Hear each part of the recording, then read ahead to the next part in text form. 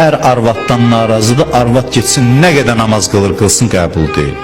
Hey ibadət eləsin, gecə namazı, gündüz namazı, nə namazı qılsın. Getsin, öyrənsin o duaları filan, heç biri qəbul deyil. Fərqi yoxdur, kişiyə qadın bir-birinə zülm eləyibsə,